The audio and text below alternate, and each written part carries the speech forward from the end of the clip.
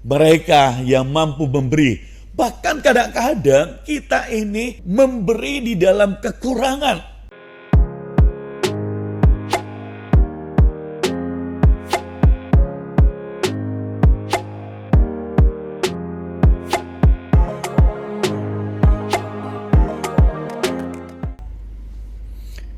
Yesus adalah jawaban.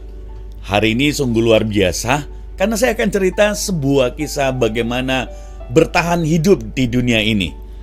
Karena ada banyak orang sungguh-sungguh berkata tidak mudah untuk bertahan hidup. Banyak orang menyerah dengan hidup ini. Banyak orang berkata, gimana caranya untuk saya bisa bahagia, saya bisa berhasil, saya bisa sukses, bagaimana untuk saya bisa bertahan di dunia ini. Bahkan tidak jarang orang berpikir adalah untuk bertahan adalah membunuh orang lain. Dalam arti yang kiasan saudara, yaitu kalau dia punya bisnis, mematikan bisnis orang lain. Kalau dia ingin naik, dia harus menginjak orang lain supaya dia bisa naik. Atau mungkin tidak jarang dia membunuh karakter orang untuk supaya dia bisa survive, menjelekkan orang lain, menipu bahkan saudara. Dan ada banyak hal yang orang berpikir begitulah caranya untuk kita bertahan hidup. Apakah benar seperti itu? Kisah ini, podcast ini, saudara dengarkan sampai selesai dan engkau akan temukan gimana caranya untuk saudara bisa bertahan hidup di dunia ini. Di tangan saya ada lilin, dan lilin ini ada api yang menyala, dan api ini menerangi ruangan. Saat ini mungkin tidak terlalu kelihatan bahwa terang ini begitu berfungsi karena ya ruangan ini penuh dengan terang. Tapi saudara, seumpama ini dimatikan semua, maka saudara akan lihat lilin ini karena ada api, dan api ini mengeluarkan terang, dan dia berfungsi menghangatkan, menerangi seluruh ruangan. Dan firman Tuhan berkata, kamu adalah terang dunia. Wow, kamu saudara. Yesus berkata, aku adalah terang dunia. Dan itu artinya saudara juga adalah terang dunia. Kamu adalah terang dunia. Itulah saudara, itulah saya, itulah kita semua. Saya taruh dulu lilinnya. Terima kasih. Saudara lihat bahwa terang itu begitu luar biasa, dan Yesus memberi kita sebuah anugerah, sebuah panggilan bahwa kita adalah terang dunia. Saya teringat dengan sebuah kisah, yaitu seorang anak muda. Hari itu dia ada di zaman Nazi Jerman hari itu, dan saat itu musim dingin yang begitu dingin saudara. Tapi saat itu keadaan lagi sangat mencekam karena Hitler sedang menahan ratusan orang di gerbong saudara. Tidak ada makanan, tidak ada pakaian yang cukup padahal musim dingin yang sangat dingin. Tidak ada heater, tidak ada penghangat, tidak ada air yang cukup, dan kondisi yang begitu menakutkan. Saudara, hampir-hampir keadaan seperti itu membuat orang hopeless, membuat orang tertekan, membuat orang rasanya putus asa. Dan yang luar biasa, pemuda ini menemukan seseorang yang dia kenal di kampungnya, seorang orang tua. Apa yang dia lakukan saudara? Dia mendekati orang tua itu, dan orang tua itu dengan menggigil begitu dingin, dan anak muda ini kemudian dia mendekati dan dia pegang tangan orang tua itu. Pak, kamu lagi ngapain? Dan dia menggosok-gosok badan daripada orang tua itu, dia hangatkan badannya karena dia belas kasihan akan orang tua itu. Dia kenal baik orang tua ini saudara. Dan kemudian dia menggosok daging kakinya, dari ujung kaki seluruh badannya. Dia coba menghangatkan karena orang tua ini begitu menggigil kedinginan saudara. Dan keadaan yang begitu mencekam, pemuda ini tidak memikirkan tentang dirinya. Sambil dia menggosok pipinya, bahkan menggosok lehernya, menggosok tubuh dari orang tua ini, dia disibukkan diri sepanjang malam untuk menggosok. Karena dia memeluk dengan erat orang tua ini. Sambil dia memeluk erat, kemudian dia gosok lagi ketika orang tua itu menggosok. Dengan waktu malam itu dia lelah, dan kemudian mereka tertidur dengan berpelukan. Saudara, keadaan yang tidak tahu besok apakah masih hidup atau enggak. Keadaan yang begitu mencekam, di tengah-tengah keadaan yang gelap, dingin, menakutkan, tidak ada makanan, tidak ada minuman.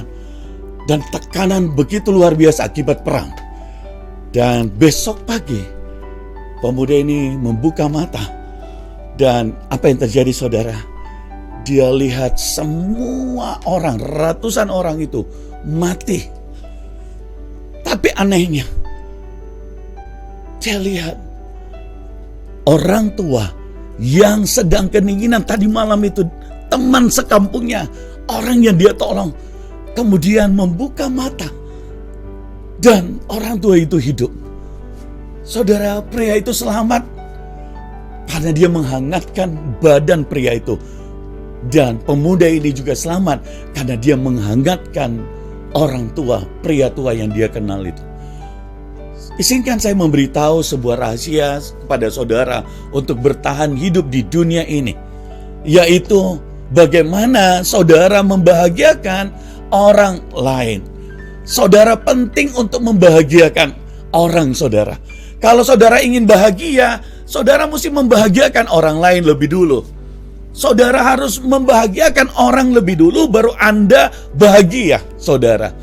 Kalau Anda ingin bahagia, Anda harus mengutamakan orang lebih dulu. Anda harus memporsikan orang lain bahagia lebih dulu. Kamu harus menghangatkan hati orang lain lebih dulu, baru kamu bisa menghangatkan dirimu sendiri. Karena dengan begitu engkau bisa menghangatkan hati orang, saudara. Kadang-kadang orang berpikir gini, saya lebih dulu. Saya memikirkan keuntunganku lebih dulu. Dan dia tidak bisa mendapatkan keuntungan. Karena apa? Karena dia selalu memikirkan dirinya lebih dulu. Saudara harus belajar, kita mau belajar dari kisah ini, mengutamakan orang lain lebih dulu. Barulah engkau menerima keuntungan daripada itu, mendapatkan manfaat. Pemuda ini sungguh luar biasa. Dia tidak berpikir bagaimana akan hari esok, bagaimana dia dingin. Dikala dingin, dia menolong orang tua itu. Tapi di saat dia menolong orang tua itu, dia juga dihangatkan badannya. Saudara, di dalam hidup, marilah kita saling mendukung, saling mendorong, saling menginspirasi orang lain, saling membantu, saling menemukan dukungan satu dengan yang lain, saling memberkati satu dengan yang lain, saling mengulurkan tangan, saling menopang satu dengan yang lain. Karena dengan begitu, engkau pun ditolong, engkau pun didukung, engkau pun akan ditopang, engkau pun akan dibangkitkan. Kalau saudara ingin melihat engkau hidupmu berhasil, buatlah berhasil orang lain. Maka engkau akan dibuat Tuhan berhasil. Tolonglah orang, maka engkau akan ditolong oleh orang. Mungkin dia bukan orang yang menolongmu, tapi dengan engkau menolong orang lain, engkau pun ditolong oleh Tuhan. Nah, firman Tuhan berkata, terlebih berkat memberi. Memberi itu tangannya di atas ya, gitu, dari menerima. Tetapi orang lebih sering apa? Menerima, meminta, menunggu untuk menerima. Tidak mau memberi. Padahal apa? Saudara, engkau tidak akan bisa menerima kalau engkau tidak memberi. Berilah orang-orang sekitarmu, maka engkau pun akan diberi. Firman Tuhan berkata, takaran yang sama diberikan kepadamu. Buatlah orang lain bahagia, supaya saudara berbahagia. Inilah rahasia untuk kita berbahagia. Karena banyak orang ingin bahagia, tapi dia selalu menuntut pasangannya untuk membahagiakan dirinya. Disinilah letak masalahnya. Makanya hidup orang yang dia terus merasa tidak bahagia. Kenapa? Karena dia terus menuntut kebahagiaan dari orang yang sekitarnya, dari istri, dari suami, dari anak, dari orang tua. Stop, saudara.